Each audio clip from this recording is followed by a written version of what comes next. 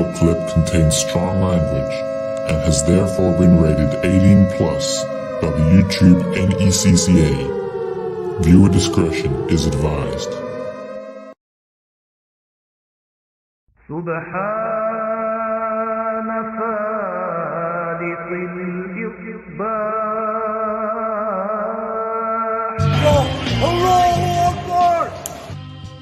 Ding dong.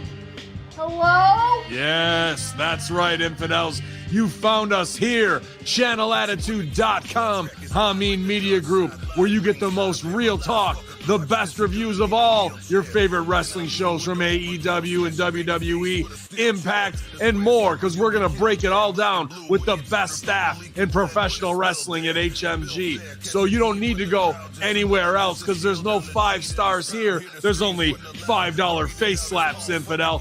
Hello, Akbar! So sign up today, channelattitude.com, Hamin Media Group, and join the Hamin Army for the most real talk in professional wrestling. YOLO! It's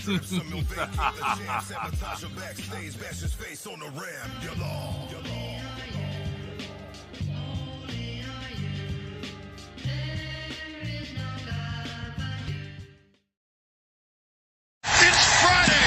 You know what that means! A new era of professional wrestling starts right now with AEW Rampage!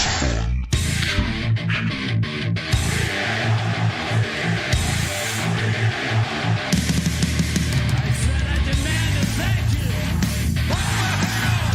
Good God Almighty, the rope just came off! John Moxley! I don't think he's here to say thanks. His brothers and Young Bucks been through a war. The thunder and the lightning of John Moxley, leaving us mark. Good God Almighty, the referee down! Hello, boys and girls, and welcome to Story Time with Adam Cole, baby. Darby Allin! He'll take a chance. Put up the goal!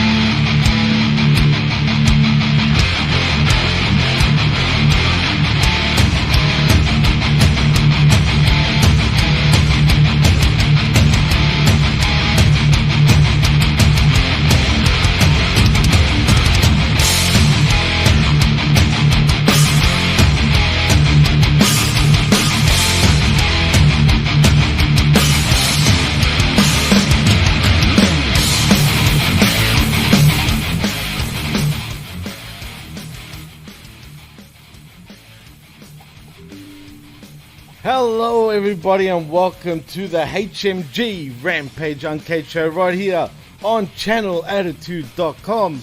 I am your host Jimmy T, and my co-host, he is the book of Quabs. It is Evil Dose, the good doctor himself, Mr. Dr. Jeff Lippman. Welcome back to Rampage Uncaged right here on channelattitude.com. And what's haps? What's the haps? It's Hobbs, like QTV and Hobbs combined. Oh, I see. Nice, very nice. I'm thinking, why'd you do that? But I guess it's too early for me to figure that one out. Yeah, very nice. Actually, I'm just still trying to figure out how this QTV thing is getting Hobbs over. well, it's not getting Hobbs over. The But star. yeah, I will say though, I actually liked this QTV, but a little disturbed also. We'll get there. We'll get there. We'll definitely get there. But still, probably my highlight of Rampage. But I will say it wasn't too bad, right, Jeff? I mean, it was okay. There was a few story, like if you want to call it story intertwines, if you know what I mean. We're building to something on Rampage anyway. Yeah, I mean there were parts advanced. They set up and confirmed some matches. Or nothing, so it did its job with regard to that. As far as being good, I mean, this to me was like Raw. It was terrible, but there were like 3 or 4 things that were okay to good. Let me just say, when I say good, I'm saying good by Rampage standards, not good in general. I remember when Rampage was the quickest hour in wrestling. I know, and that was brilliant. That was a brilliant time. As a matter of fact, when we got the gig over here with Rampage, I was excited because it was new, it was fresh. We had CM Punk on there. It felt like Collision. Well, maybe. I mean, I'm telling you, dude, it a lot of feels. things onto Collision. I mean, Well, it's feeling eerily similar, like the build to Rampage, like it is to Collision. I mean, I feel like it's like everything about AEW is just putting all your hopes and dreams into something that hasn't happened yet, and then either having to dive all the way in, or go, or have your balloon pop. well, we still don't know what city we're going to be in come June 17. Is it Chicago? Is it Daly's place? I hope it's Daly's place, just to shit on it already. There's been absolutely no news whatsoever, since, yesterday when we last convened. But I mean, the news media, that's in air quotes for people listening on download, continues to be completely silent on Max, CM Punk. Where is Collision going to be? Will it be Chicago? Will it be Daly's place? Will it be someplace else? Thunder Rose even posted, where do you think it's going to be? What did she say? No, she just said she asked everybody. All right. She's like, want to bet? Want to take bets? So I just said Mexico City. Why not? That reminds me, actually, now that you brought up Thunder Rosa, did you hear all the hoopla about herself and Saraya coming out publicly saying that she did apologize to the locker room, and all the heat Saraya was getting in the comments? Like, what does she have to fucking, apologize for? What are you, a bunch of kids? And I kind of agree. Apologize for what? That she got injured? No, don't you remember the heat that she had? Yeah, but didn't she have the heat because she was injured? No, I think she had the heat because of attitude. Apparently, her and Britt Baker definitely didn't get along, and there was a few other women that didn't like Thunder Rosa. In fact, this is why it was delayed for her to return. She wasn't injured all this time. I mean, when was the last time we saw Thunder Rosa, really? I mean, over a year? She's had a couple of bits on TV, but not much. It's been at least a year. Like, really, ever since she won, and apparently this is where it stems from. She wins the AEW Women's Championship, and then apparently she got all this heat in the back. And you know how bad that run was. That was pretty pathetic, that run. And that's when the curse started with the AEW Women's Championship, because from that point on, it cursed every female after that. Mm-hmm. Really, since Britt Baker. I mean, what's it doing for Jamie Hayter? Injured? I mean, I heard she's still injured. She was injured, but I don't think she's been injured all this time. I don't buy it. Well, but if she's still injured and she was injured, wouldn't it make more sense that she's been injured the entire time? What's her injury? I don't know. What's Randy Orton's injury? He's been gone. His back. That's got to do with his back. We all know that. Well, hers is her back also. My neck, my back. You know what the rest goes, right? I mean, lick my, you know what I mean? I think she's injured. I mean, there's her having heat with people isn't mutually exclusive. I mean, listen, she didn't endear herself to NWA or Lucha Underground either, but but in AEW, I mean, you have Team Britt Baker, and they don't seem particularly likable. So, I mean, the cliquette. Yeah, I mean, Paige isn't particularly well liked. I mean, I don't know what to believe. Who likes who, and who's the good guy and who's the bad guy. Probably neither.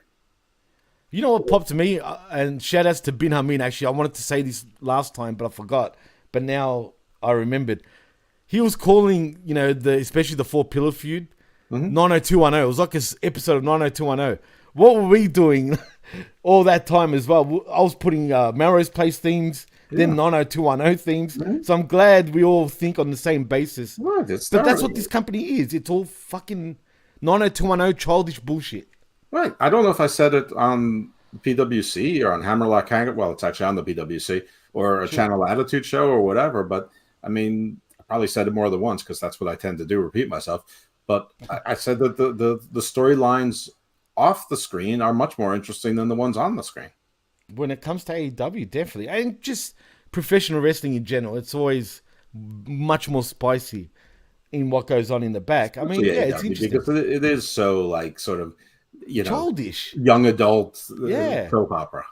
It's ridiculous. Like, really, they're all immature. A lot of them are so immature. Even the ones that are in their mid-40s, they still can't grow up. Well, you never have to grow up if you have always had a children's job.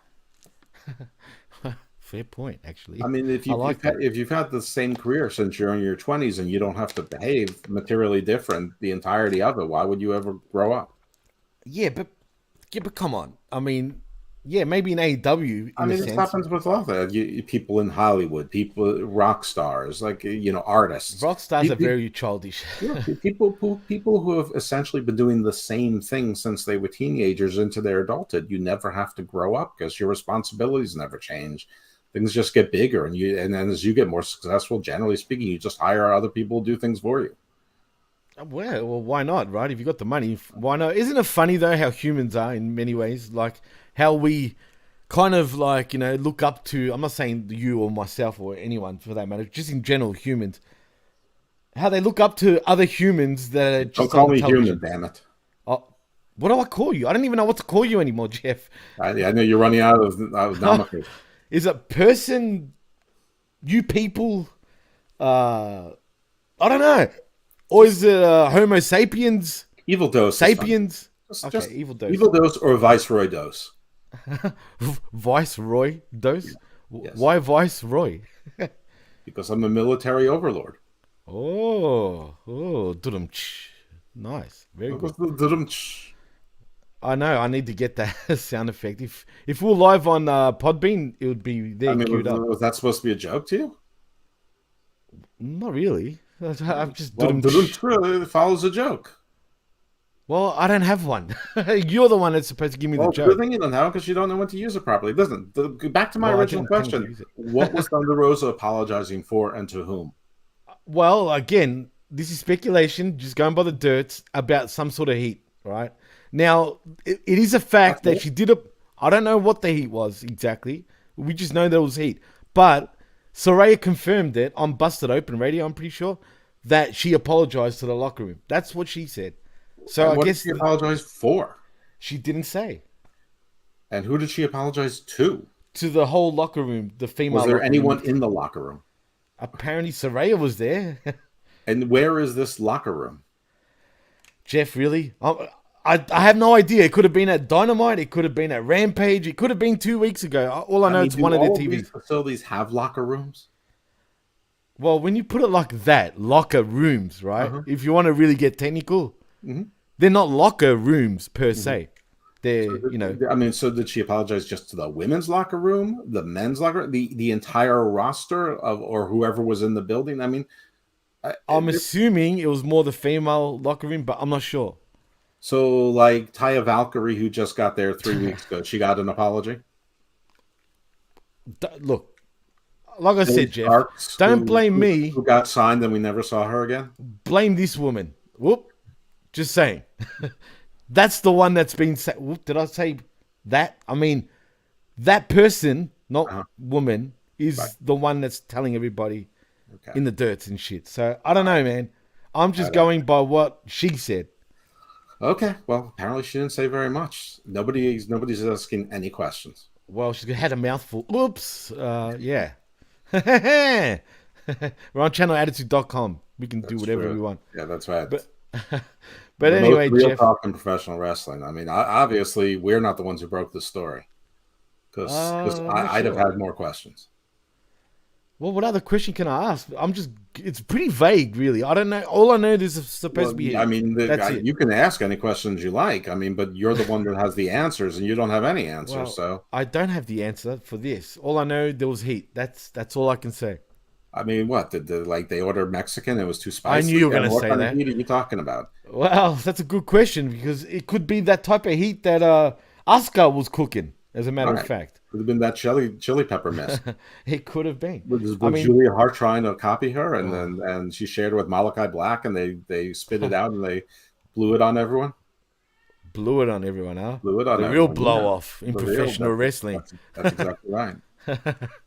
See, but when you put it like that, really, what is heat? What is a locker room? Like you said, if you want to get technical, just like actually, I want to ask you something because Chris was trying to argue with me on this.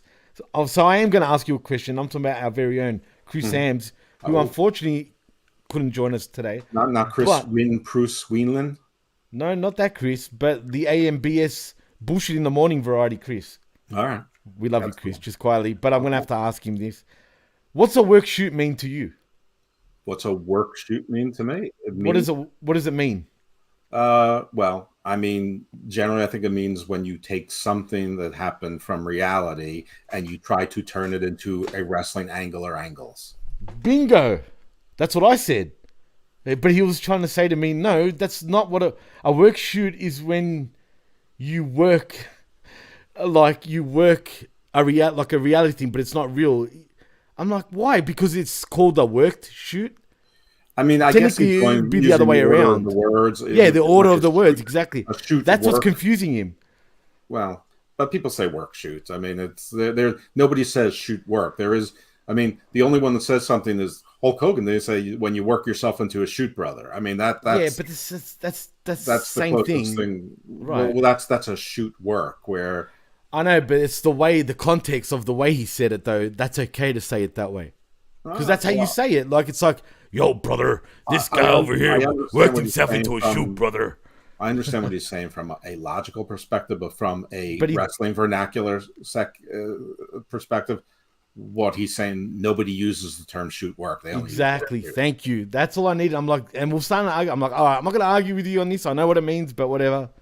Cool. This seems like a rather unimportant thing to argue. Maybe this is what Thunder Rosa was apologizing for. Maybe it could be a work shoot, brother. I'm apologizing for the work shoot, but I really mean to shoot work. yeah. And she walked right out. I showed them, and then she high-fived Chris Ambs because he agreed with her.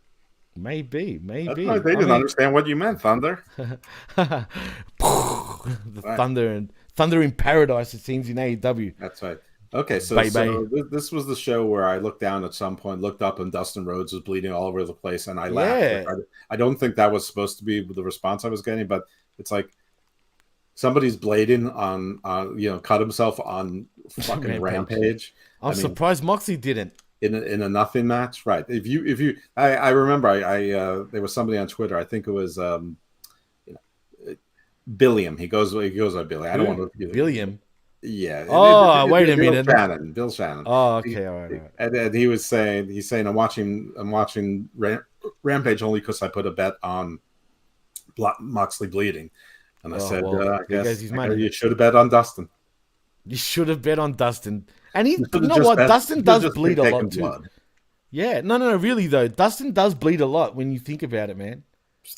I don't think he can help it. I think he's got that dusty forehead where if he like smiles too hard, he breaks a scar. He must have one too many aspirins every day because you know how it thins out your blood. Like if you have it, I mean, maybe that's a trick in professional wrestling. Have an aspirin before a blade job, and you're pissing blood. Have a bunch of aspirins, yeah. Oh shit!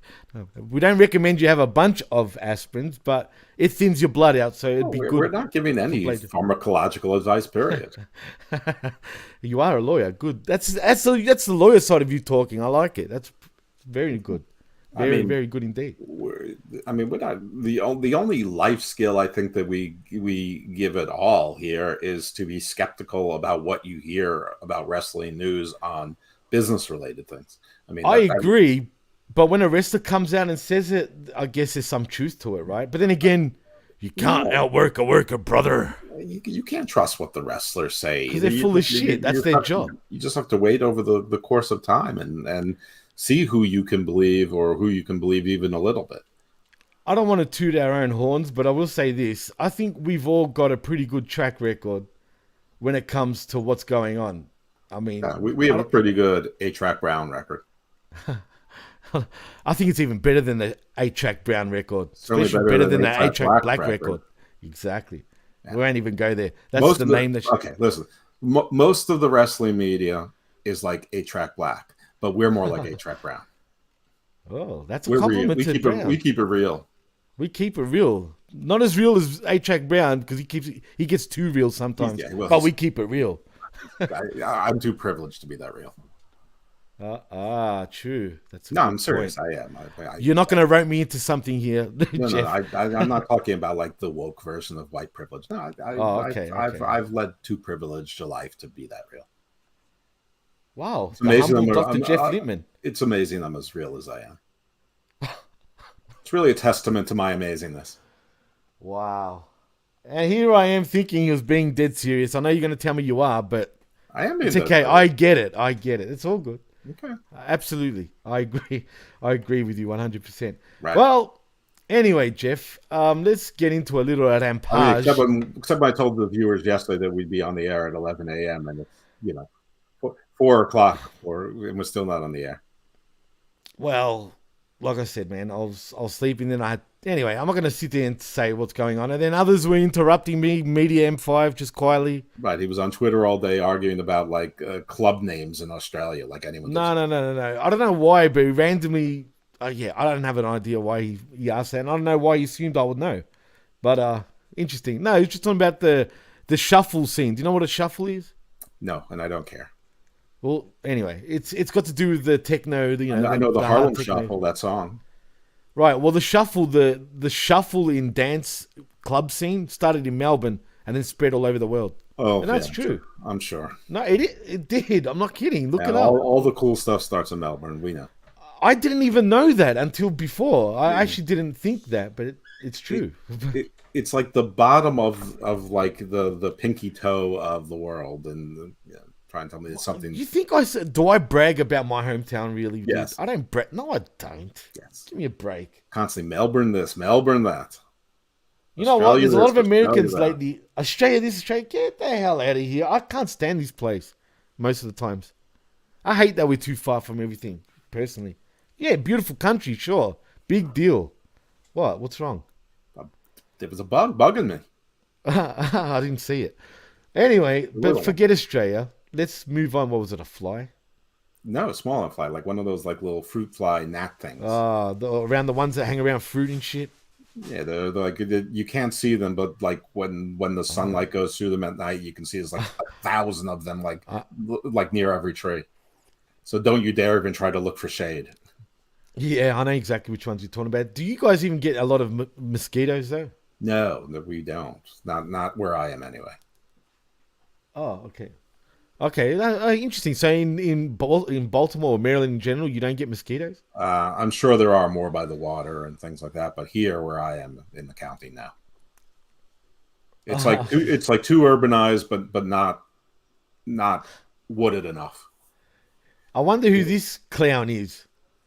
Jeff. Melbourne is. Look at you. Professor says so. Who do you think the professor is? Oh wow, yeah, the professor.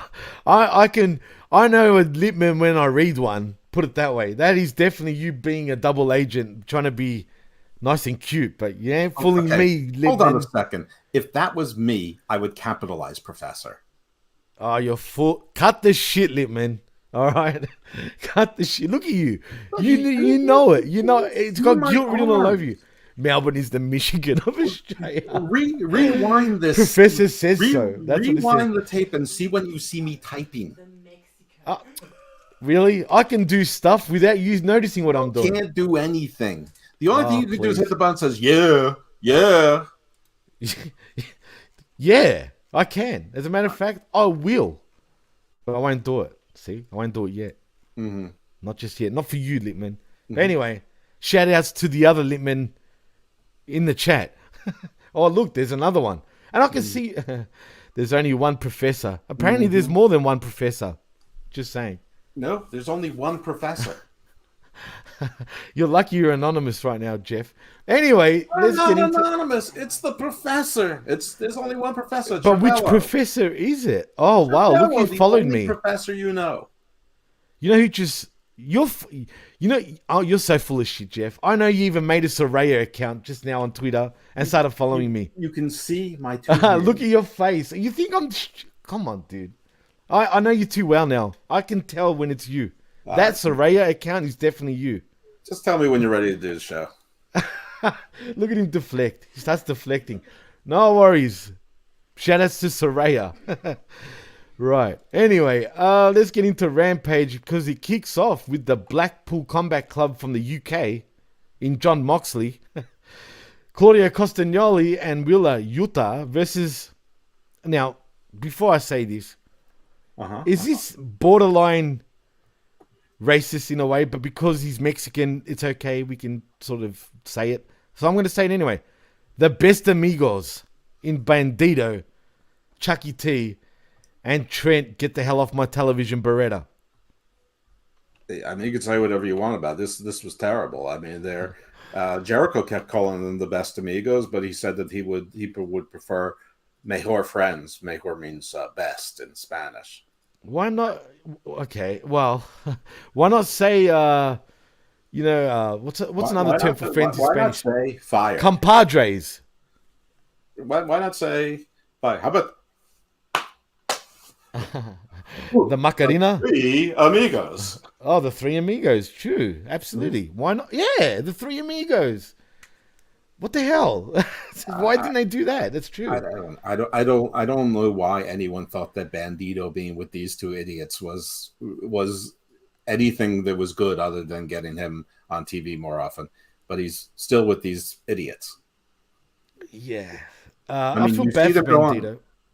And you just know they're going to lose the match, which is good because they should lose matches. But I don't know how this is considered a good career move for Bandito. No, it's actually gone backwards. As a matter of fact, it's starting to feel a lot like Phoenix, not Phoenix, Phoenix, like FedEx. And what's the other loser? His loser brother, Zero Miedo. More like Zero fucking wins at this point. What I'm saying is, Mejores Amigos a tope. Is that what he's... That's so Jeff writing again. Why are you writing Espanol? Because that's my best language to type in. Luke is in the house. Finally, a real person. Miro and Thunder Rosa still inside Tony Khan's office. Is he holding them hostage for drugs? Are you calling Thunder Rosa a cartel because she's Mexican, Chris? I mean, and because Miro's Bulgarian? No, for real, I told you. I hope Miro went in there to ask for his release, Chris. And clearly he hasn't been released because we haven't seen him walk out the door. I'm telling you, it was a pit. I don't know what the hell it was, but it was stupid. Now that I look back on it, it was pretty dumb that they even did that. What was that meant to do? Get us all like, oh my god, Miro and Thunder Rosa. Yes, like, it's really? Supposed to get us excited for the prospects of Collision, and it worked. It did. Everybody's all about the brand split. It's working. You're getting people back on TV. You haven't seen in a while. And actually, yeah. Oh, you know what? I'll take it back, Jeff. It was Chabelo Veracruz. Duh. God damn you, Professor. Why are you talking like Lippman? Anyway. Because that's so unprofessor-like. But I will say this. What are you talking about? You know a few smart people, and we sound the same. You know, Chris. No, that time was kind of different. You know me. Yeah, but you're kind of very distinct in the way you guys speak. You know what I'm saying? This is funny. Is Mr. Burns actually running AEW? Lol, release the hounds. Who told you? Smithers. It would be much more organized if Mr. Burns was running it. Even if Smithers was his right-hand man, he'd still be way more organized. Jeez. Right. And I assume this is the professor himself saying, you just booked the luchadors into the Narcos cartel. Orale. Cartels are run better than AEW. Actually, I dare say they are. I mean, that's what you call real empires, billion-dollar empires. Mm-hmm. They make profits, unlike someone. They make their money. They're not just born into it. Maybe it's and they keep working for it. And by working, they mean like writing. Wouldn't it be cool if we brought an El Vikingo and I need a banger of a match with Darius Martin? Everyone told me how great it was. Just shoot me. Good show. Just sounded like baby Homer Simpson. Marge.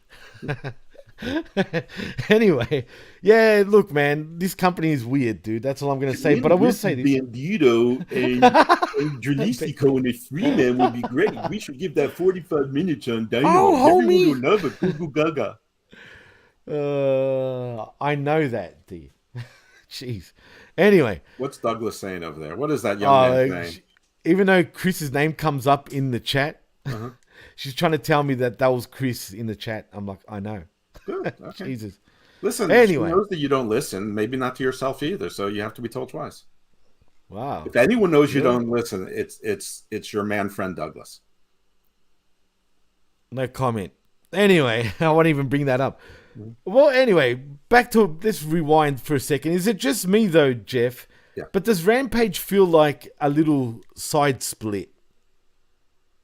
Define side split to me. I will define it. First of all, have you noticed we're seeing more of the Hardys more so on Rampage than Dynamite? We're seeing Jade Cargill these days exclusively on Rampage instead of Dynamite. Right. That's pretty much the ones that stand out to me because they seem like the Rampage regulars. Well, this is not that new. They were doing that. They had Starks and Hobbs on there. Then they were having Swerve and Keith Lee on there. Oh, yeah. Swerve and Keith Lee also. Yeah. Rampage. A lot of the exclusive. varsity, whatever, the total varsities or the varsity players versus the 2.0. Yeah. Yeah. They've been having that. They've sort of done that. You would see 2.0 on Dynamite have matches. And what's happened to 2.0? I haven't seen them in a while. I don't know. I'm very thankful. And the Acclaimed. I assume that a bunch of people are on vacation. Oh, the Acclaimed also Rampage regulars suddenly instead of Dynamite too. I think they're trying to tinker with things to get ratings and who they think that people will tune in for the Acclaimed. They think that people will tune in for Jeff Hardy, Keith Lee and Swerve. But I'm not hating on it. I like that because at least it gives it a little more meaning. Yeah, no. I think that, I agree. It's just the stories have to be better and it's got to be a little bit more consistent. But you have to want to tune in to see the stories, not just bodies. If you're tuning in to see Keith Lee, and you're just seeing him lumber to the ring, at the slowest pace possible, and do almost nothing. If you just want to say, "Wow, he's enormous," sure, he is enormous, but he also he's limited. He moves like a hippopotamus with two legs. I was gonna say he moves like a moth and stings like a wasp.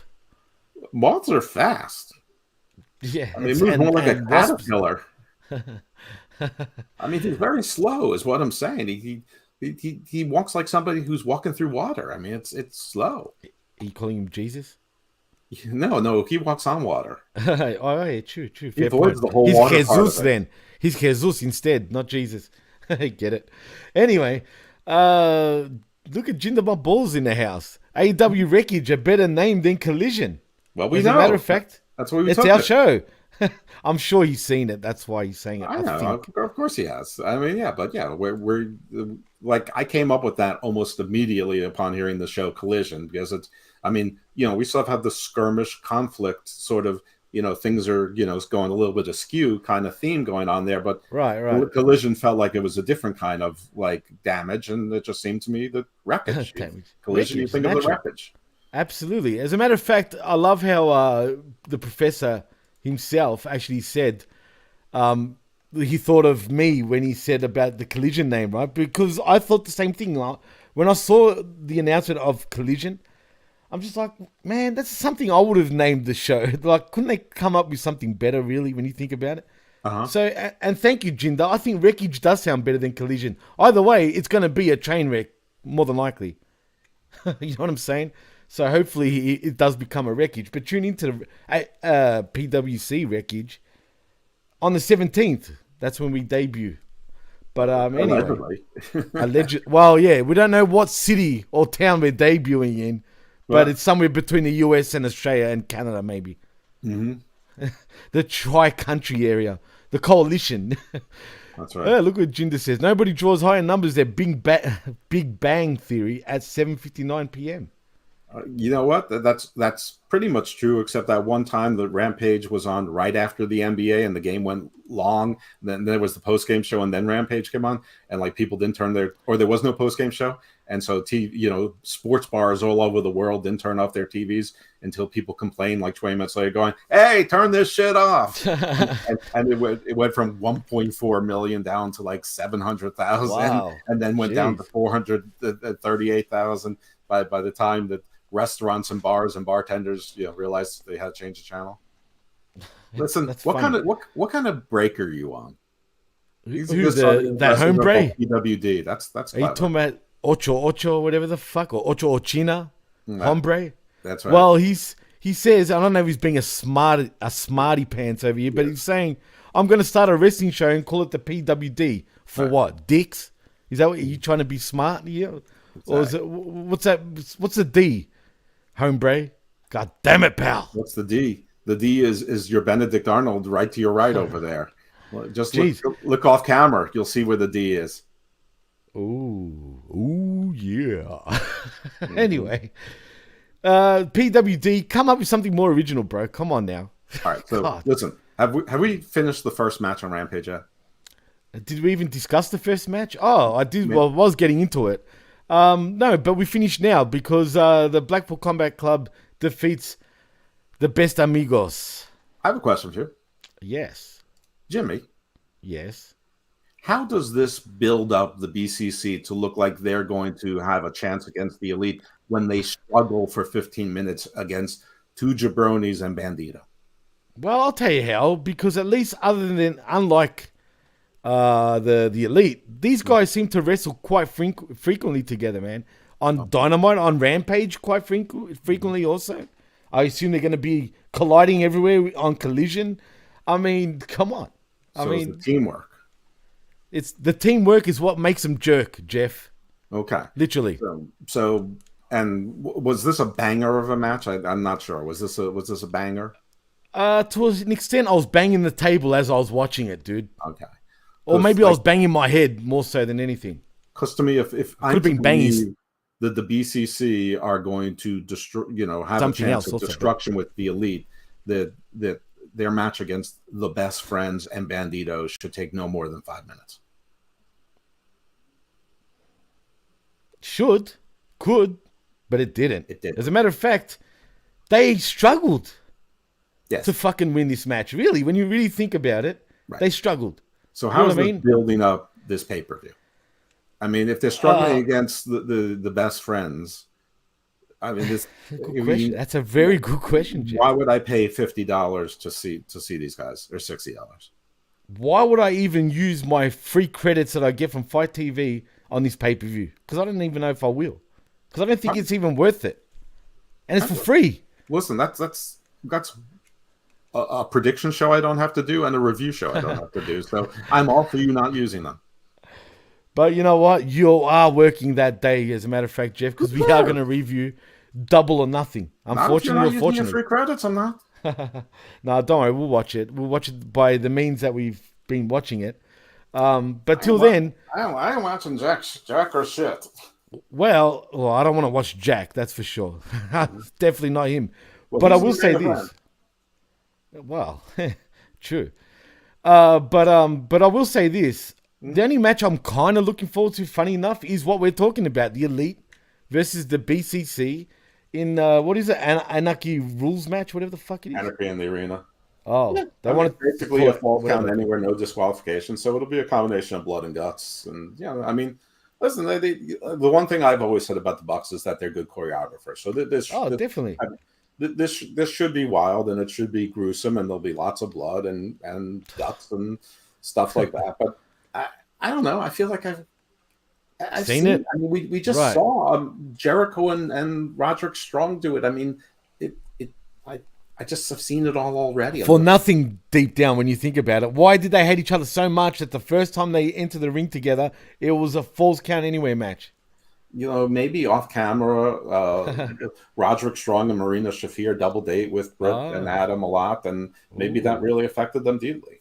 Are you saying they were doing good old amateur movies? I don't know. I mean, Marina Shafir said it herself. We don't know her. Yeah, that's true. I don't know her. I mean, she was telling us we don't know her, and we don't.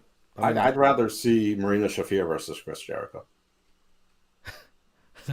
That's kind of be more interesting than Chris Jericho and that little vanilla midget in Adam Cole, baby.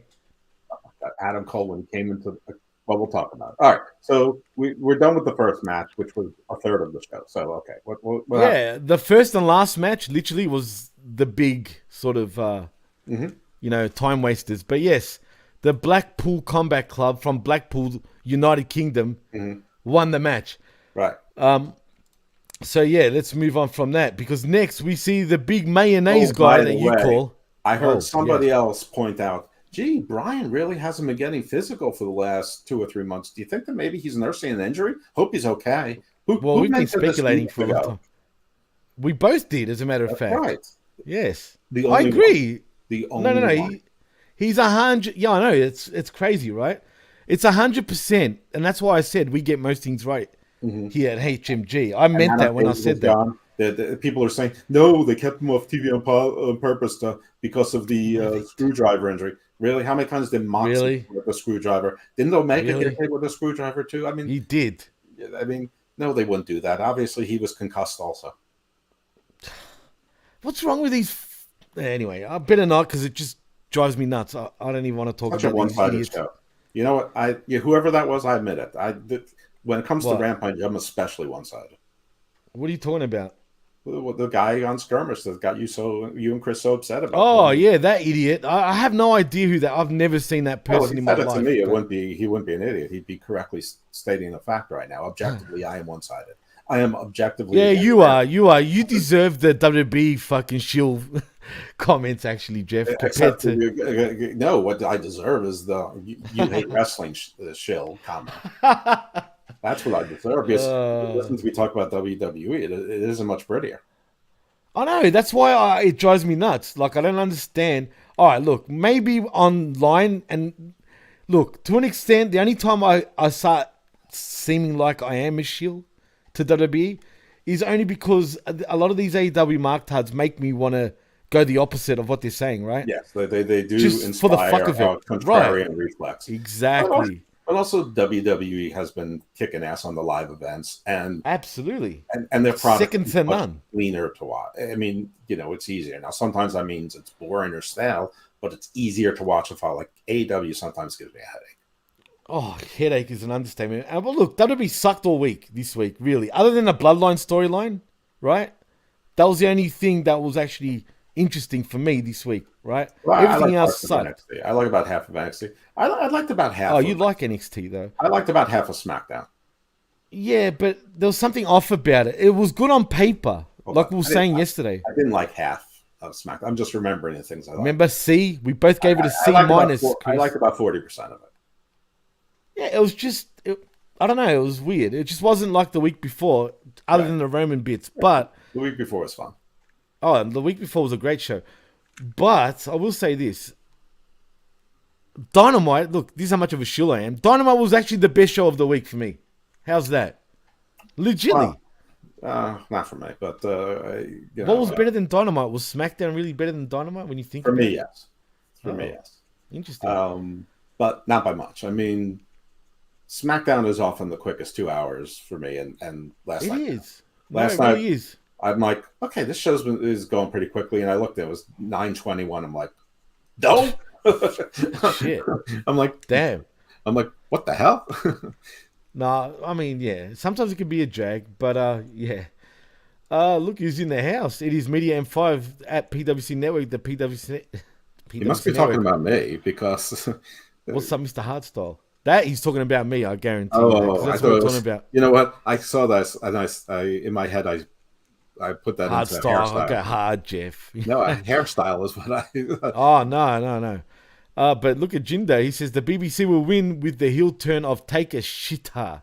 So we need another member for fuck's sake. Well, didn't I say that earlier in the week? But I actually think that the Take a Shitter will be countered by the saving grace of the Golden Lover. Yes, 100%. We said this when this shit was starting to happen. Yeah, is Jinder using our own takes against us? It seems like that we won't remember what we said. Exactly. Go back on our shows weeks ago. I'm talking about maybe 2 months ago. We were speculating this. I'm just put it that way. Just a few days ago. I know. But I'm saying when we first started talking about it, it was really 2 months ago. But anyway, Me and 5 though agree. SmackDown was whack. Yeah, it's and and Jinder thinks the best wrestling is WoW. And I assume he's talking about the wankers of wrestling. I mean, the women. It shouldn't be called women of wrestling anymore, Yeah, Jinder. It should be called what's a the woman? people of wrestling, pals. Right. Get it? You like that one, pals. Yeah. Anyway, WoW is good stuff, Jinder. Just like the old glow. Well, Okay. All they're right. glowing. Let them talk Anyway, about themselves. So let them talk. Moving on past the BCC. Well, let's move on past the BCC because I was trying to insane the big white mayonnaise guy in Kyle Fletcher. See, I did that for you. Cutting a promo on an orange. So we had mayonnaise cutting a promo on an orange. And he's coming for the AEW Vegetable Championship. So good on Tony for realizing that this is such a lame matchup that it doesn't belong on a pay-per-view. But bad on Tony for thinking it's still such a good idea that he wants to put it on TV just because he wants to see it. It's badass, pal. You know what? It is. But in the actual words, it's badass. Literally like badass. Like fat, like badass. ugly. Not like It's got all cellulite and just rotten. Badass. Like this literally. is not like Michael Jackson bad. This is not like Run DMC when they said not bad meaning bad, but bad meaning good. And also not it's tricky, put it that way. No, not this is no big bad wolf in your neighborhood. Not bad meaning Was bad, it a but Big bad Daddy meaning Kane? good. No. That's Run DMC. Wasn't even on long. No, Okay, this is, all right. This is King of Rock, and this is before your time, youngin. So Well, me? I know all that time. Don't worry about. I've got all that shit. you would have been like 7 years old. I remember a lot of songs from that age, though. Believe it or not. Okay. You probably didn't even think I knew what Informer was when you were bringing it up. Everybody knows how to lick a boom boom down. That's what I remember. Like when I was in 3rd grade. Mm-hmm.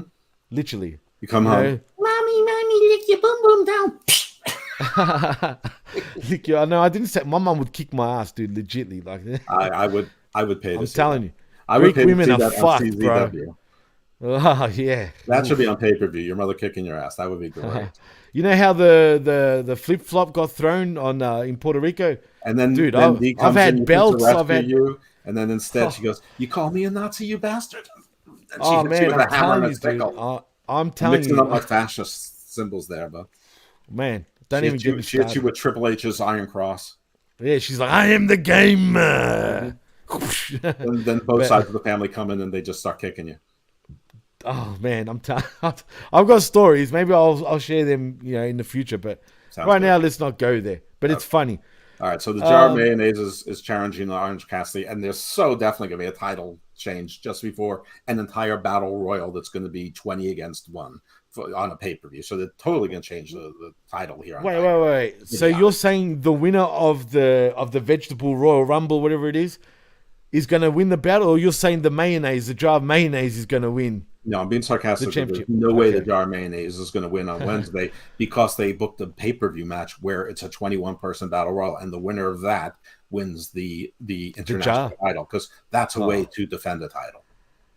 Well, that's what they do. I mean, that's what they do, literally. They love having battle royales and calling it blackjacks and all sorts of gambling names and rings. They name them after rings.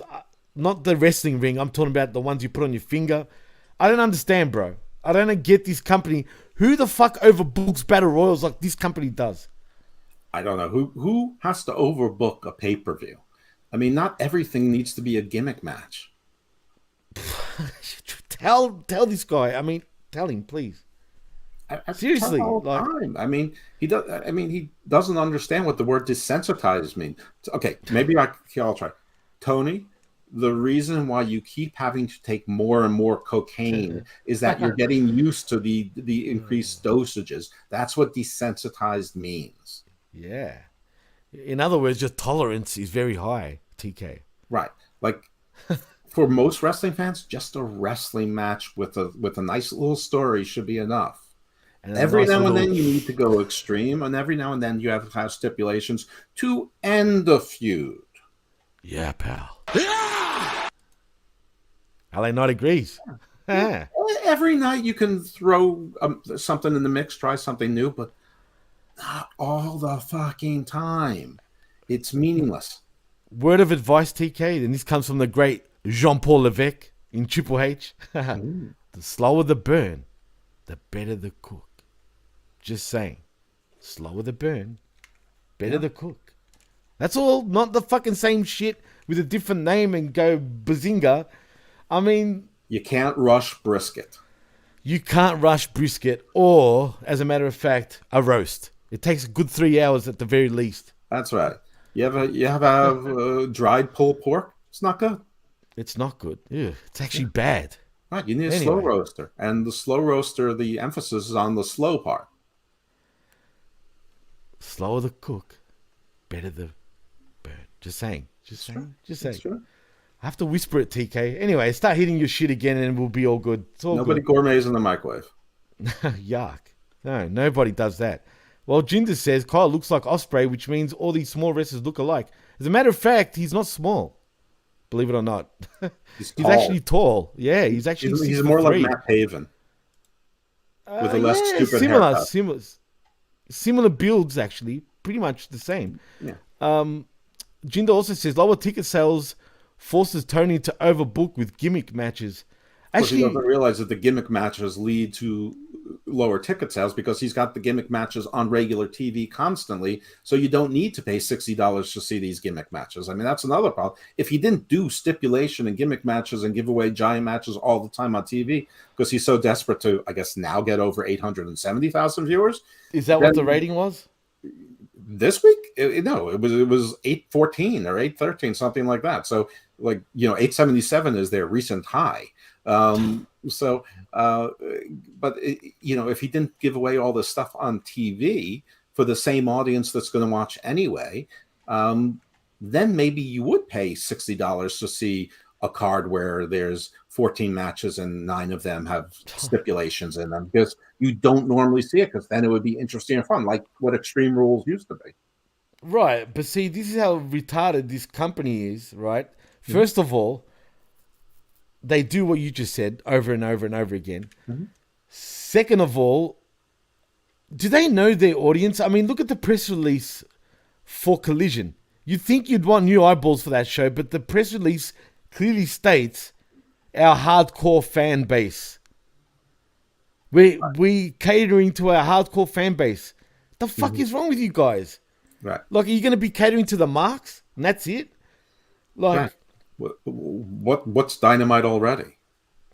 That's what I mean. So I thought they wanted to. What's even more puzzling, they haven't even re-signed yet. There's no new TV deal. Yet we're getting another show on TNT without even negotiating a new TV deal yet. I am telling you, he paid for the time. Wow. If that's the case... You don't need to negotiate when you bought the time. Just like the guy who said, you can do it. Oh, man. I hope that comes out one way or the other. But Chris says something interesting over here. He goes on to say, the company just throws shit at the wall and runs with it, or runs into it, more like it. Rankings matter, inverted commas. Proof or poof? I don't know, but I'll go with proof in this case. All Atlantic title. And then poof again. Poof. It's poof, dude. It's poof. Poof it is. Dark and Elevation, poof. Why would disappear, I guess. Why would anyone trust in the next brilliant idea from Booker of the Year? 4-time Booker of the Year, dude. Get it right. Come on. And that's the rub. That's the rub. The rub down his groin. We have been saying this for years. Literally since the early days, and probably me first, because I've been the most sour in AEW for the longest period of time. Actually, you'd be surprised. Yeah, we praised it at one stage, but we gave it shit. What I have said is that when everything is extraordinary, nothing is extraordinary, and that's what it is. You've turned the extraordinary and made it ordinary, and for us anyway.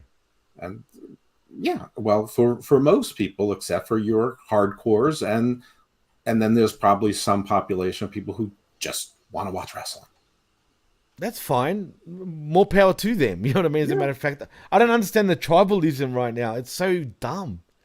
But there's such hypocrites to these AEW idiots, right? I'm talking about the fans that just run one way, right? Because they sit there and say that we're all WB this and that.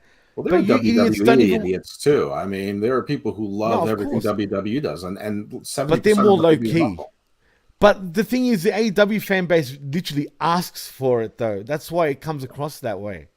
You know what? It's one that feels like a Yankees fan. They come from a position of confidence versus a Mets fan that's traditionally that's been number 2 and is the perennial underdog. Dude, so there's I've got a Mets jersey right here from the States, from New York, literally. Right? Well, how do you know it came from the States? Because D's old man came, when he went to the States years ago. He's old, man. Look what players on the back, for crying out loud. Martinez. There's a player named That's old Martinez school. on every team all the time. I know. I'm talking about the legendary Martinez. Pedro. Yes. The 3 seconds he was on the Mets. He was there for a short time. Not that I care about baseball, but I knew that. Okay. Anyway, who cares? But yeah, go Mets. Like I care about him anyway. But I've got the jersey. So yeah. Anyway, it is what it is. But you know what, Jinder also, man, this is causing debates because he clearly says a new show clearly shows that Warner Brothers Discovery owns the rights to AEW, so TK didn't pay it, but TK won't get more dollars. This is Ted Turner philosophy, but WBD is trying to make money selling commercials. Good shit, pal. I don't know why you think the new show means that WBD owns rights. They don't own. I know. rights. What does that have? Usually, the logo producer owns the rights to something unless the network acquires it. So, a great example would be the Law and Order series. Dick Wolf did sell the rights to NBC, Comcast, Universal. But yeah, wrestling doesn't work that way. That's not the norm. But you'll see Seinfeld on 16 different platforms. Absolutely. Now, Seinfeld and Larry David sold the rights to a production company who now continues Who to sell the market rights outside, right? Yeah. Right. No. But so the networks don't typically own the rights. What they do is they pay for the exclusive rights For a to certain air amount of the time, show right. in a certain area, typically, or a certain family of areas. Why are they syndicated these days instead of like just say, for example, I assume, for example, the lead into Dynamite isn't that Big Bang Theory, right, for you guys? No, but what I'm saying is that the AEW television is exclusive on WBD Oh yeah, in the United absolutely. States, but Right. in other places it's on ESPN Plus. Well, that's or whatever. for Australia. ESPN 2 for ESPN, Australia. which is owned by Disney. Yeah, which is exactly. more closely aligned with ABC. So no, there's nothing to take from that. So the fact that it's on now, Warner Brothers Discovery may well and probably has a right of first refusal. They probably have an exclusive renegotiation period, and they probably have a right to match any other offer that comes on after the non-exclusive negotiating period ends. And they also had an exclusive right to pick up an option on 2024, and almost no one's mentioning that as a possibility because it would break their hearts to think that AEW didn't get a new deal with a giant raise. But you don't have any information. But don't assume anything. But you can listen. If you had enough money, you could buy TV time, and if you buy the TV time, as long as it's not hurting what they think is the reputation of the brand, they'll put it on. Now they might not put. They're not going to put the PWC on TNT or TBS, but they might put us on True TV at 2 a.m. True TV is all right, but are you sure about that? Be careful what you wish for, because did you see the new Wreckage logo? It's got TNT on there, pal. That's okay. By the way, speaking of Dynamite, in the Grayson Waller Effect intro, he said the Dynamite from Down Under, or the Down Under Dynamite. Did they say that? Yeah, as part I of actually didn't notice that. Yeah, I noticed it, and sadly, it was the most interesting part of the Grayson Waller Effect. I remember them saying something Down Under, but I didn't hear that it was Dynamite. I've heard Corey Graves, though, in particular, even though this was SmackDown and he's on Raw, he mentions Dynamite quite a bit, but not in the. I don't know if it's a rib, but well, it is a real word. I mean, so. Right, exactly. But automatically your head just goes there. Oh, you mentioned Dynamite. Not that I think that way, but So Kyle Fletcher is challenging Orange Cassidy Dynamite. No, the mayonnaise jar is challenging the orange. The thin jar mayonnaise Thin jar mayonnaise. Who now wears aviator glasses, so he's badass. Well, Medium 5's got a question. He says, Dark Elevation was a YouTube show which was the shit. Literally shit. And Dark Matches of Dark on YouTube. What killed those also is the lack of stories on it, just fucking wrestling. Both Dark and Dark flopped. Well, that's a statement. Well, yeah, I guess it was. No, that's not exactly true, though, man. It's not because I think it has to do with the new rights of Collision, whatever the hell it is, and possibly with the new TV rights that are supposed to be moving forward any day now. I don't think. First of all, on Hammerlock Hangover, I've been tracking ratings and viewership since the beginning, and there was a time where Dark and Dark Elevation in week 1 and by week 3 did between 700,000 and 1 million views. Wow! Now they almost never crack 200,000 after 3 weeks. I mean, really, some of them were making it past 150 after 3 weeks, and by some I mean some episodes of these. But it was getting more and more. The trend was going ever down, and it might have been getting embarrassing. However, I don't think that everyone was assuming that it was Warner Brothers Discovery that wanted exclusive rights. I don't think they do. I think this is Tony Khan childish thought saying, I'm going to commit to you and give you exclusive rights. I don't think they give 2 fucks about Dark or Dark Elevation. Yes. Nah, no, who gives a shit? No one gives a shit. But the only thing is, does that make... Now, what happens with Rampage? Does Rampage become really bad after Collision debuts, you think? How much worse can it be? That's what I'm saying. It can get worse. I don't think so, because aren't most of them, aren't they supposed to be live or at least separately taped? I mean, I think Rampage will still be the 3rd hour of the live Dynamite show. So, do you think so? So you think we'll still have a half decent show here and there, basically? Well, if you consider what we've been watching, half decent, I think that's why I said half decent, right? But I think it'll be mostly the same. Okay, I'm not going to hate on that if that's the case. I don't want it to become dark though. That's my issue. If it becomes dark, that's going to be a tough watch. Just like Ring of Honor, that was brutal, and I was confident we'll be able to watch. You know what? I'll say something funny before we move on. I actually was watching the latest Ring of Honor show, right? Do you know how long it took me to switch away?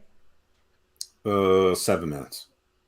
About 10 minutes. I kid you not. You're close. And I was like, fuck this. Why am I watching this shit?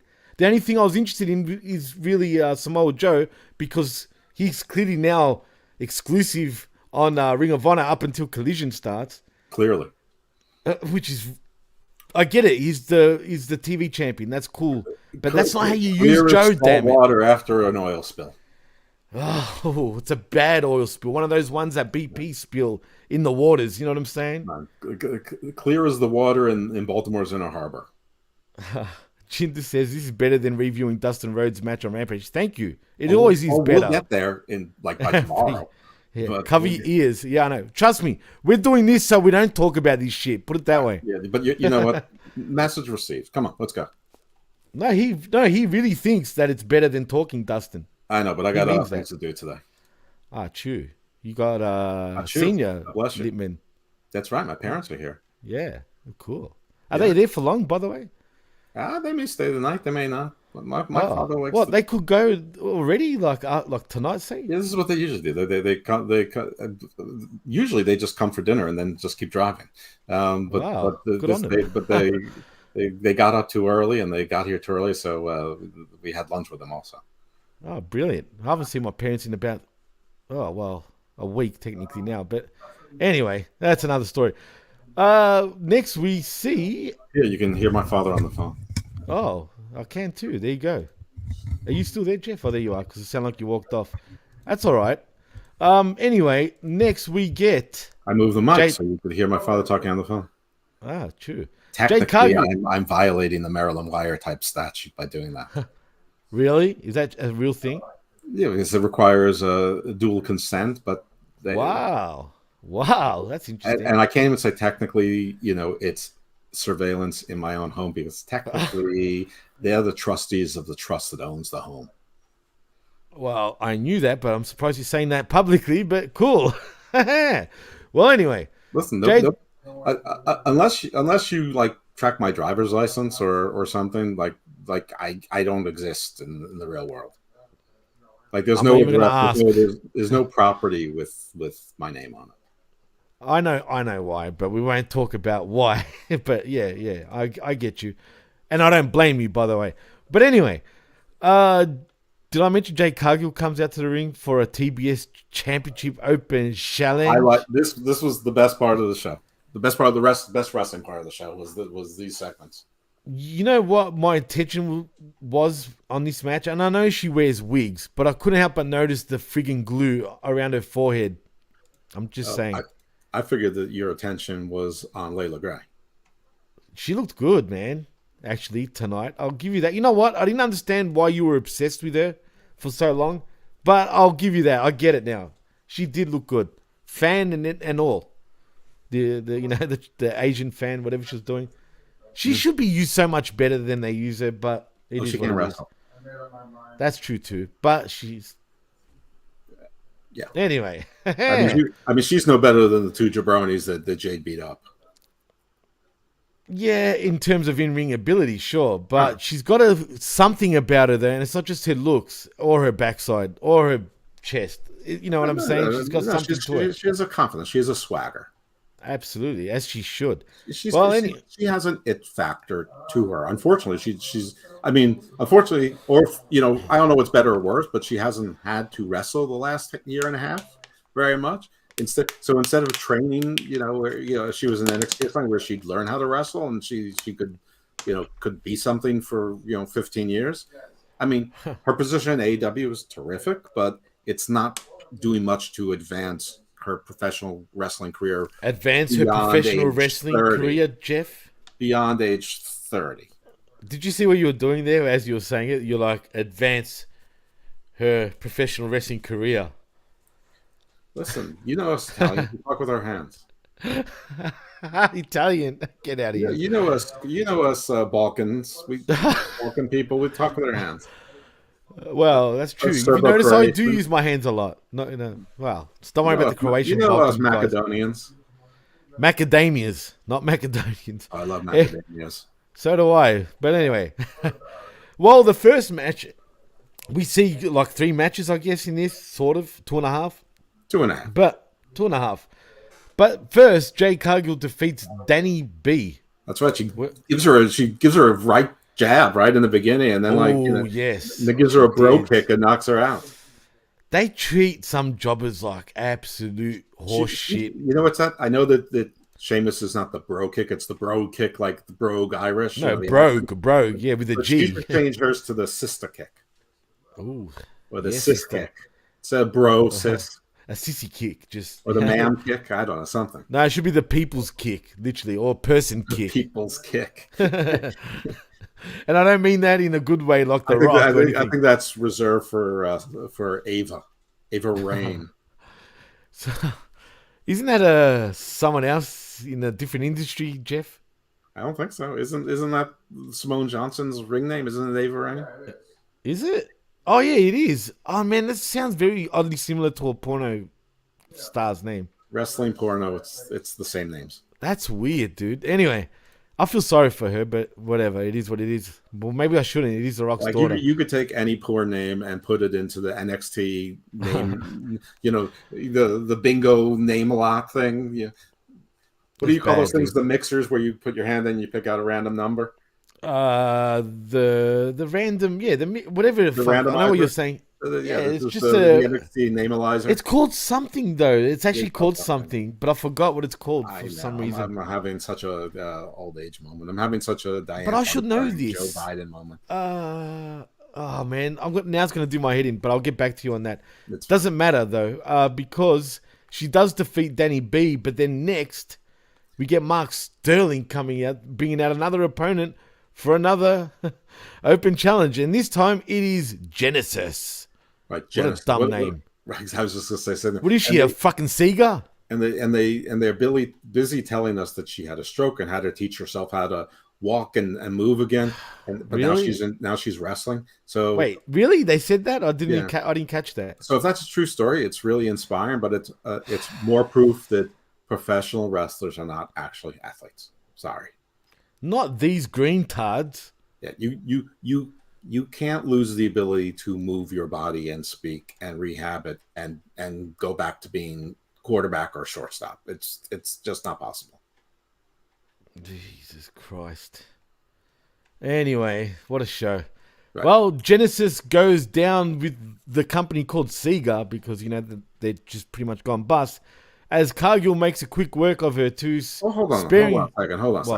What? I mean, What? you are wasting this opportunity with Genesis to she tried to punch, but she must have had an invisible hand. Once she got hit by Jade, she was in a land of confusion. She just looked when she was the crowd welcomed her like the lonely man on the corner. I mean, she looked pathetic, and she got beaten. It was like the 1, 2, 3, just like Abacab. I mean, why are you not even trying? It's like when she was down, it was like the Lamb Lies Down on Broadway. I mean, just try a little bit with some Genesis stuff here. I mean, her finisher is the paper late. I don't know. That's your job, Jeff. That's what you're here for. You should be the one doing that. I think you just did it. I hear the cyber applause everywhere. There you go. Thank you. See, when I see Genesis, I think of Sega at this point. Who? Oh, Sega? Yes. When you say Seeger, it sounds like Bob Seger. And I'm like, wow. That's Sega, Bob Sega. What about when you think about Genesis? You should think about Adam, the Bible, and Noah and the Nephilim. Well, there's that too. But for some reason, when the sons of Adam saw the daughters of, or the sons of God saw the daughters of Adam were fair, and they took whatever they want. Ones pleased them. Yeah. You could go that way, and it did cross my mind. But I used to own a Sega. You go with Genesis. It's a Tower of Babel. The people insist on called Babel now. Really, it's called Babylon. Why? What's up, people? Exactly. It's called Babylon. Babylon. Right. Babylon. Yeah, people are fucking idiots, man. Yeah. Anyway, it is what it is. You should check out Garden of Doom, by the way, if you want to learn more about that type of stuff. Doom. That's right. And shout outs to Bin once again. I loved it. Garden of Nirvana and Garden of Evil. They're all subsumed by the Garden of Doom. They are. Doom is everything. It sure is. Well, anyway, as I was saying, Cargill makes quick work of her too, spearing her, and going 59-0 with the Jaded finishing move. Though Mark Sterling wants her to go 60-0, so he brings out another jobber, and I guess it's jobber number 3, Taya Valkyrie. Suddenly comes out and wipes out the jobber. Someone came out, and then Taya Valkyrie came out, and the person's like happy to see her. Was there a third person? And and she knocked her. You're right. And then punched her. Yeah, that was a good one. Yeah, I like when she felt her up. That was good. Yeah, that was strange. Did you see? I thought that too, man. When she patted her, sort of thing. Right, to talk about the porn. Yeah. It's like, what does John Hennigan have you doing? Oh yeah. I trip out at that all the time because I'm thinking, John Morrison, whatever, Johnny Mundo, Johnny Cosmos, whatever you want to call him, Johnny Boxer at this point, whatever. Johnny Knockout, indeed. You'd think he wouldn't go for a chick like Taya Valkyrie, man. She would absolutely eat him alive, like I feel, right? Well, when they met, it was during Lucha Underground, and that was a very different Taya Valkyrie. That was a very different Taya Valkyrie. You're right. She was a lot thinner, a lot more better looking, but she packed on the chunk. That Taya Valkyrie had more of a Tiffany Stratton body with what happened to her, dude? When she used to wear that white fluffy shit, back in the day. What happened to her was she hasn't the had whole kids. Concept of you're not allowed to body shame anymore happened to her. She went to her natural size. Natural, you say, huh? I wonder what that involves. Burgers? I think it involves not throwing up and taking diuretics and things like that.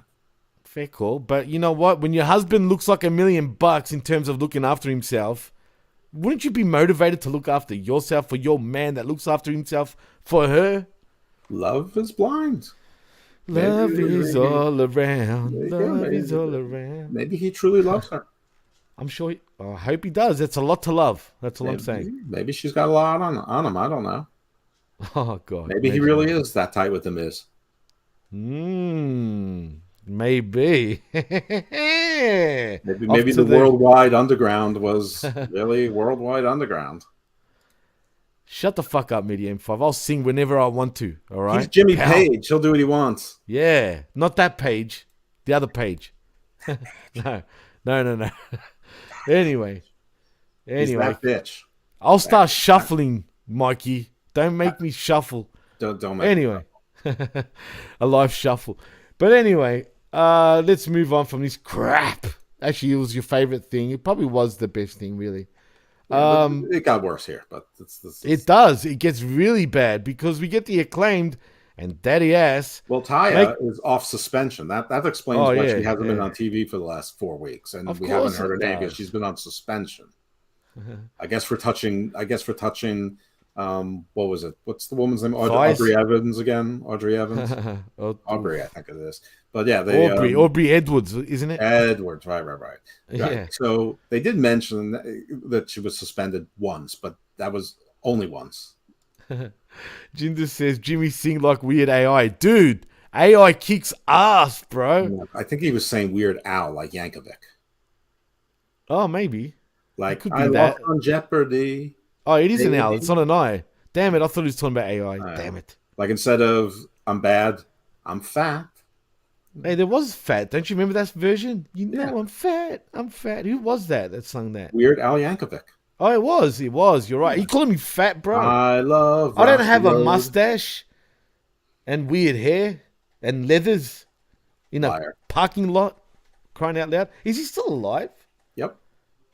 Is he still fat? Weird Al Yankovic was never fat. Weird Al Yankovic. I know, but that's true. He's actually kind of a legend, man, to be honest. But if you want to call him that, you can use. I mean, he's very famous. Put that parody of all time. Oh, for sure. No, definitely. I haven't thought about him for a long fucking time. Put it that way. I mean, I would say I Lost on Jeopardy was probably more successful than Jeopardy. The song, not the game show.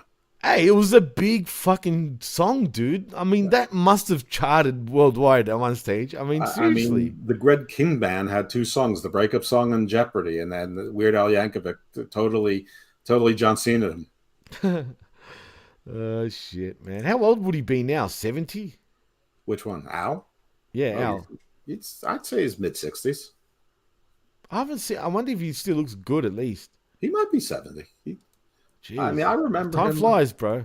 He was probably in his 20s back when I was listening to the Dr. Demento show on AM radio in Bangor, Maine. So, well, when you know when Fat song came out, right? That came out not long after Bad, pretty much. Well, when you think about it, after Bad, that was what it was parodying. I know, but it wasn't like years later. I think it was the same year it came out. Right? Yeah, he does them quick. He was smart.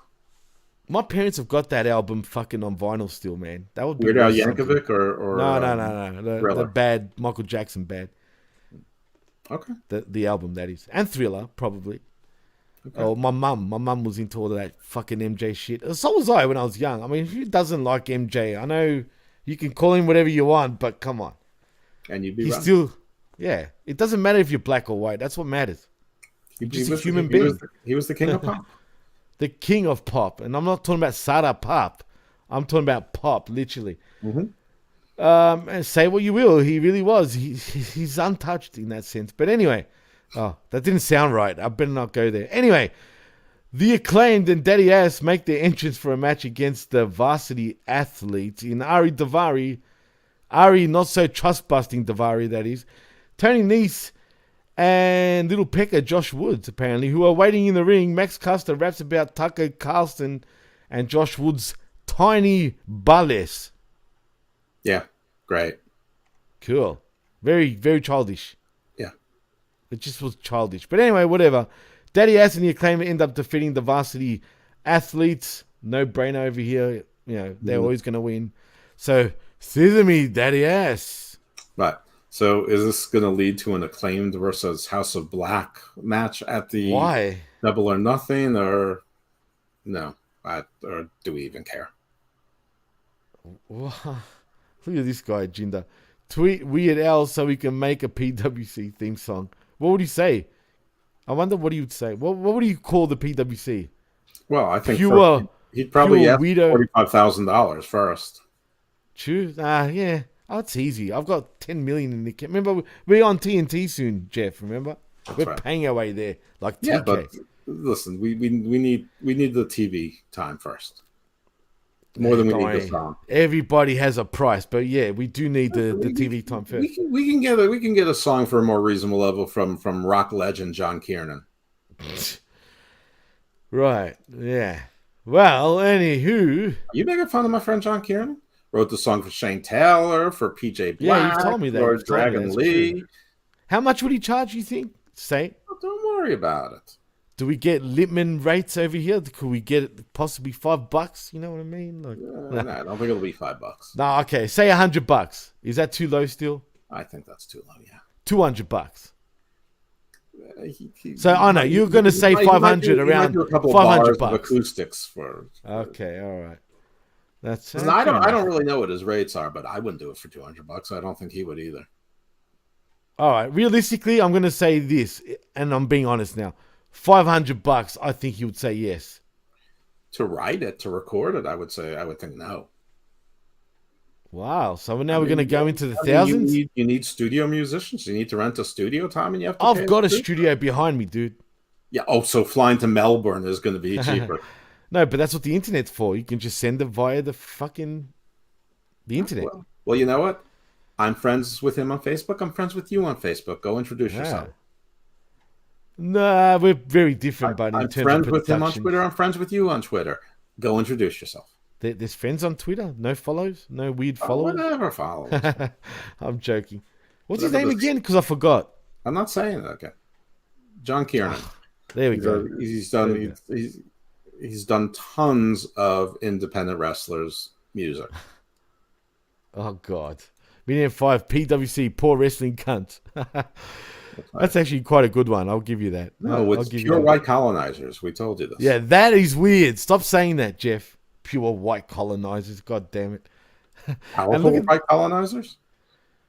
Purely wonderful creatures. Oh, okay. There you go. MJ makes love to kids while playing Heal the World. Or do you mean heal the world, if you know what I mean? All right. Well, so we've got to make it a better place, Jinder, for crying out loud. So what happened next? Was it Chris Jericho's magical promo that was next? Next, it was QTV. Oh, okay. Yes. One of the other almost highlights of the show. There was one highlight, and I'll get to that in a moment. But QTV has signed them up. Did you skip the whole Ethan Page, Matt Hardy thing? No, I haven't. We haven't got to that yet? That's after QTV, Jeff. Stop running ahead. Come on now. Slow down. Slow down, pal. Why was this Rampage 2.5 hours long? There was a lot for an hour, I think. They tried to pack a lot of shit, and you know what? They managed to. TV. Come on, let's go. Well, we're talking everything but Rampage for a good 45 minutes. Start. Anyway, Come on, UTV. I'm trying, pal. Try harder. God damn it. Anyway, the latest episode of QTV is here, Jeff, because QTV has signed them up for the Blackjack Battle Royale at Double or Nothing. Martial celebrates Powerhouse being a feature star on AEW Collisione. That's in Italian, Collision. The real story for Hobbs begins apparently on June 17th, where he will start snitching all over again on AEW Collision. Is Powerhouse Hobbs signed up to be in the Battle Royal, or is it just QT and Aaron Solo? Is that a trick question? Because that's a good question, because they didn't allude like he is, but then they kind of did. I don't know. I have no idea. They confused me. And I'm assuming the random white guy who's there, he wasn't part of it. I know Harley Cameron Who's the random white guy? I don't know who he is. I ask every week, who is he? And nobody knows who he is. I haven't even noticed him. It's probably QT's brother-in-law.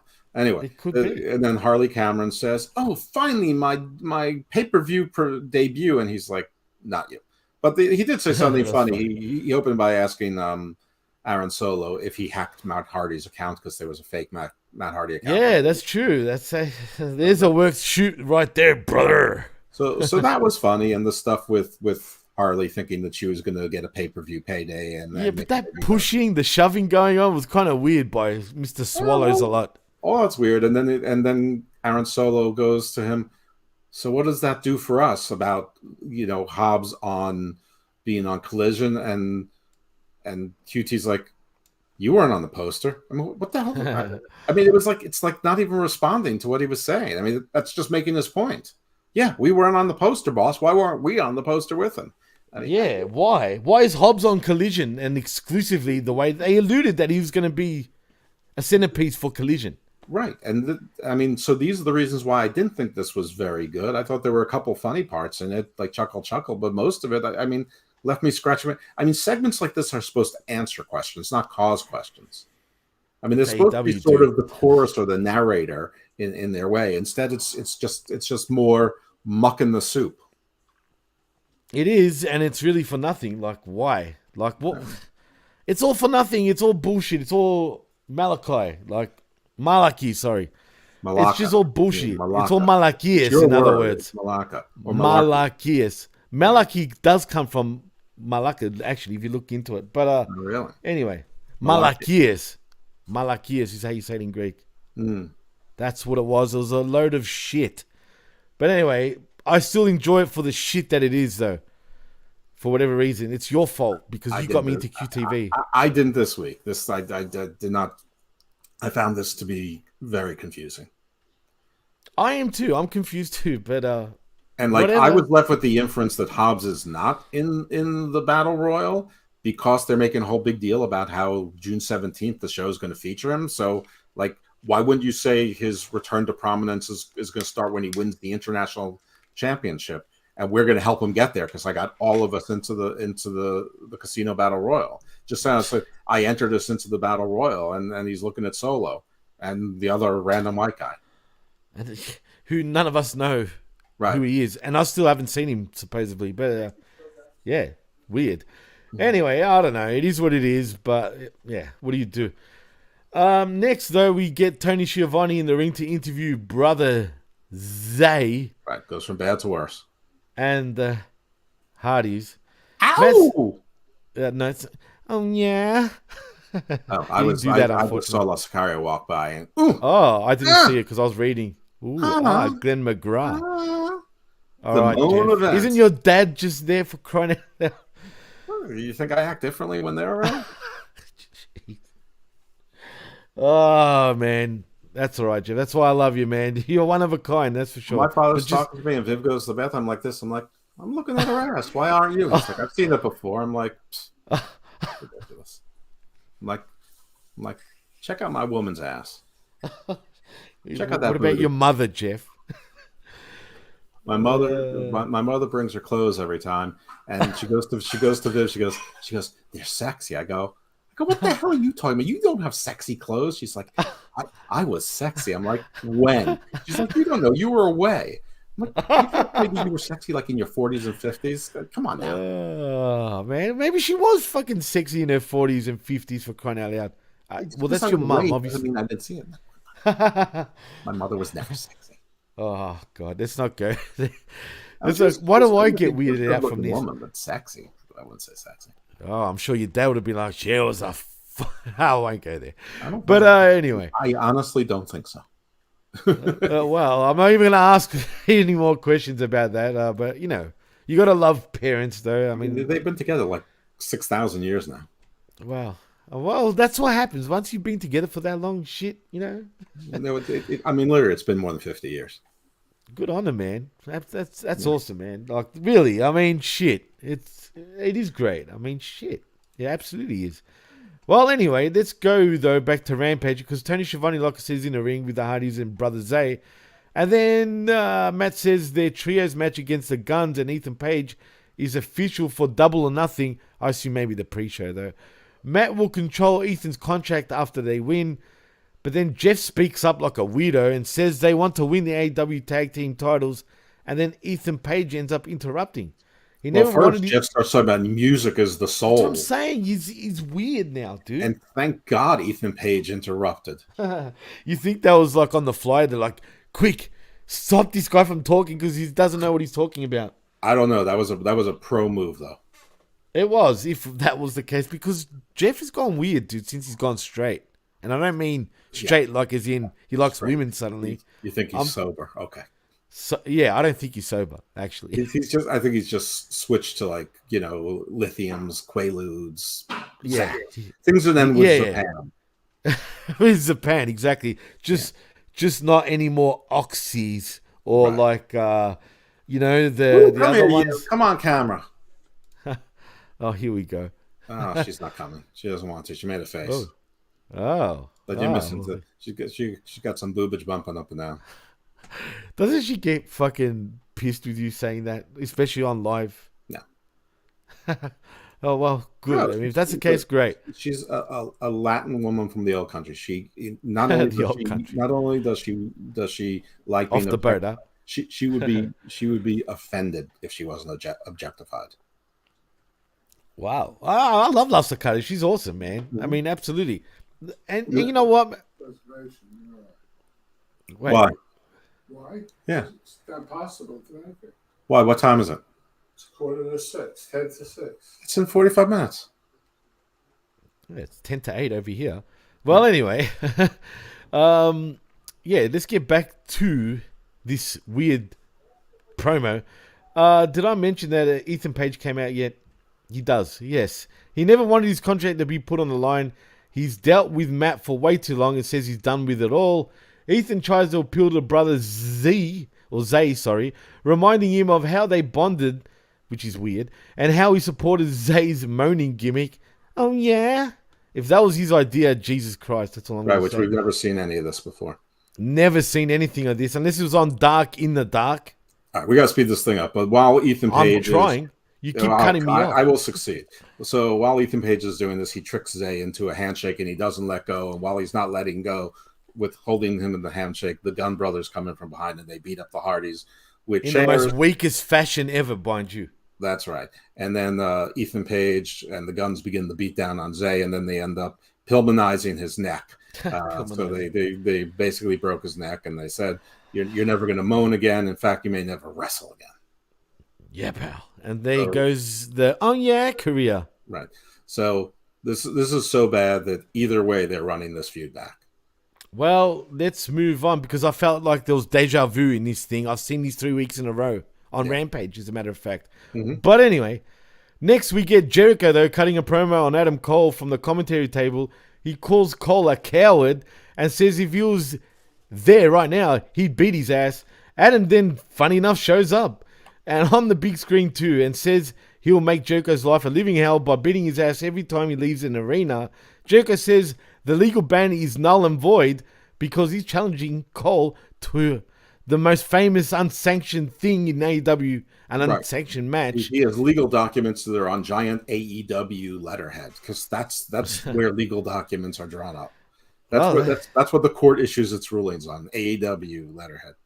Absolutely, it does. And that means Adam apparently is allowed back in the building because Cole charges in the doors looking for Chris as we go to commercial. But he was daintier than every single person he passed in the crowd, except for his head, which is enormous. He has a giant head on his little body. Did I mention that Jericho's got a giant fucking head and a giant stomach at this point? Yeah, Jericho's back to jolly drinking in Jericho. Fuck, he looks like shit right now, Jeff. He got that EVP role. He got that sign that he does. Contract. He has a lot more power now. Suddenly, actually, if you believe what people are saying, you know, in the dirt, I totally agree with that. But anyway, Cole's music hits and he walks down towards the commentary position. And he jumps the barricade and he meets Chris on the ramp for a hockey fight, basically, and that's that. Right. Next, though, it's time for the main event.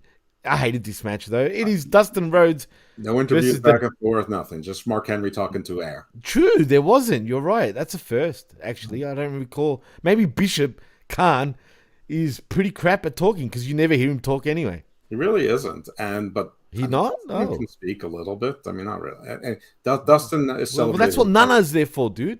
Yeah. He can't talk either. I know. Who the fuck is a manager that can't talk? I've never seen that in my life. He's terrible. Except for Kimchi.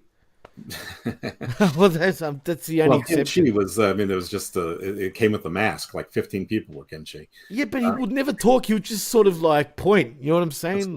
It's because it was 15 different people. You're right. He was. Anyway, do you want to go through this match? Freak out about us not making a reservation. It's all good. It's all good, man. It's live, pal. It's a 10-minute ride, but okay.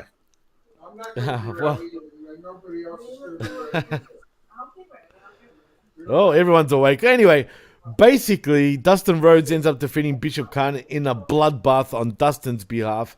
It was a crap match, and in the end, Brian Cage comes out attacking Dustin after the match. He power bombs Rhodes with Swerve Strickland coming up the stairs into the ring. Keith Lee comes out and makes his way to the ring. I hear my father running a little fit in the other room. Oh, really? Here's the thing is, the real thing here is he doesn't want to eat this early because he's not hungry because he had like a little nappy right before lunch, so he's probably still full. So now he's like trying to buy some time to go. So he's, yeah, doing the good old trickaroos. Well, anyway, basically though, Khan and Cage go on the ramp as they get taken out, and Swerve smiles in the ring as Lee enters. Cage and Khan get back in there before Lee can get on his hands. He'll get his hands on Swerve as Khan hits Lee in the spine with a chair. Cage lifts Lee up and drops him down onto the chair. He struggled, mind you, doing that. The heels sit Lee in the chair, setting him up for Swerve's foot stomp from the top rope. Dustin is helpless to do I am on the anything air about live right now. 6:20 or 8:20? 8:30. 8:20. No, I've never heard of Oh. Citron. You're right, actually, Jeff. Your mum does have a pure New York accent, man. That's right, Mom. Come on TV. Everyone wants to see you. No, come on now. But I love her accent. That is full on.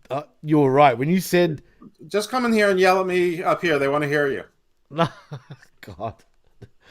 Oh, boy. It is Rampage Uncaged, literally. I mean, the Lippman family is uncaged right now, as a matter of fact.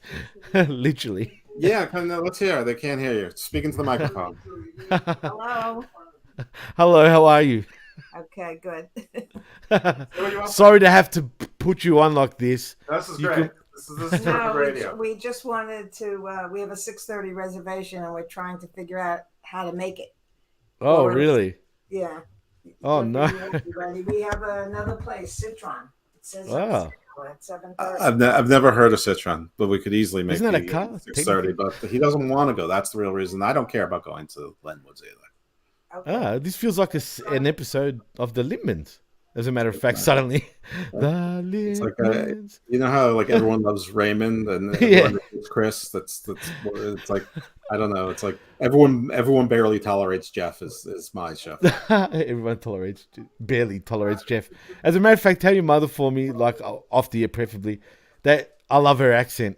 Mhm. That is straight out of New York. Right. And before we go, look who's in the house, the Comic King, Todd Brownlee. God damn it, Todd. You've come way too late. We're at the end.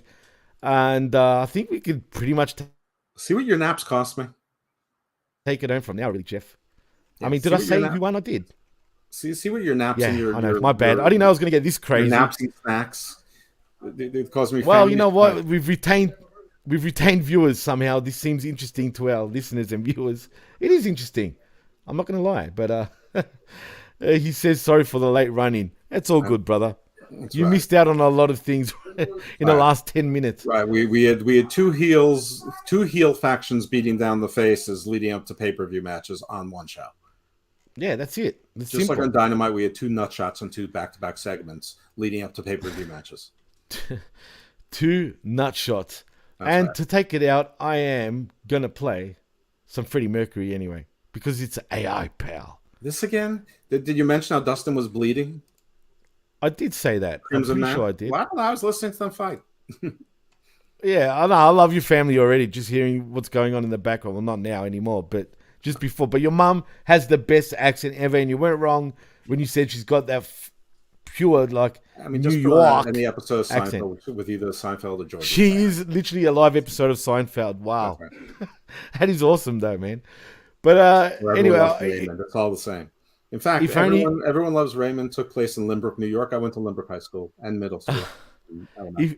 Really? Yeah. There you go. Growing up Jeff Lippman live right here on Uncaged. You know what I was going to ask you, man? If only your dad had the full wise guy New York accent, you know what I mean? If only. If only. They would have just topped it off for me. Mm-hmm. But anyway, you know what, Jeff? Tell them where they can find you. Well, if you want to find me and my writings on the Book of Cobbs, you can find me on Twitter at IcarusFellMD. And then you can check out my other shows. Hammerlock Hangover, a new episode dropped today, actually, with It Big did. Daddy Cool Steve Pena. And Garden of Doom, a new episode dropped today. the real story of Robin Hood, and we talked about the Green Man and the Templars. I love the Templar stories. That's right. So we got I've got lots of episodes on Templars, all from Xbox, including Gretchen Cornwell, who's on the Curse of Oak Island. They're now filming. They wrapped up filming this season. Now they're filming actually a show called The Templars. So ever since she came back on, ever since she went on my show, she's been back on TV. I'm really good luck for other people. So if you're interested, come on the show. Garden Views dropped recently. We just did a show. Is this the show on heavy metals? I believe so. Rare earth metals.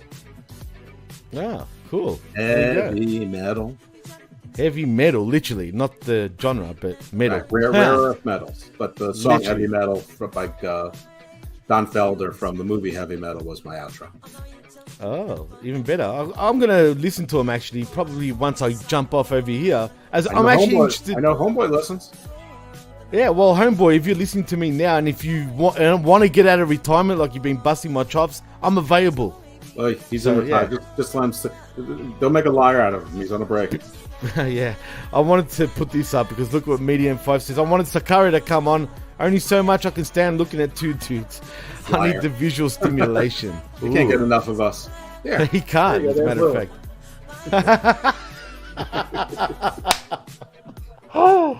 Oh, that is gold. Right. Well, but he also says one more thing. Jeff is one lucky dude. Lovely lady on his arm. Yeah, as in the one behind him. And he is right. She's old school. If she didn't get looked at or complimented, that's bad on behalf of the man. Absolutely. And he lolled to that. We love you, Mikey. It's all good, bro. Don't believe what Twitter tells you. Don't believe Twitter. It's all bullshit. Look, don't believe what you're hearing either, because that's Michael Jackson singing The Weeknd. Just saying. That's AI, back from the dead. Tell the difference. You can't. That's what's crazy, dude. But anyway, I went down that rabbit hole. Big mistake.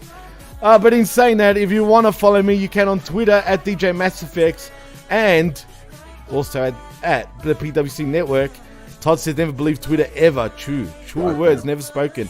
Also, please like and subscribe right here on channelattitude.com, where $5 you get the best talk in all of wrestling. And also, like and subscribe at the pwcnetwork.podbean.com and haminmediagroup.podbean.com.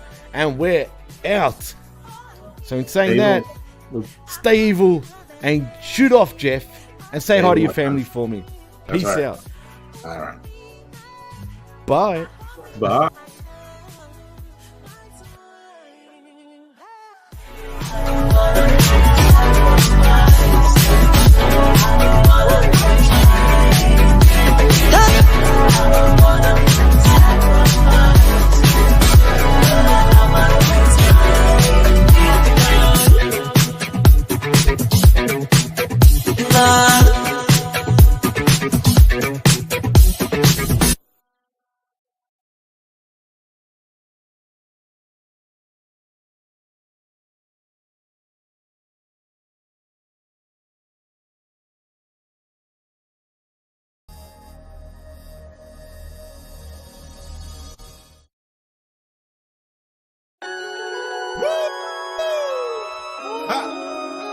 California, Sly Boogie,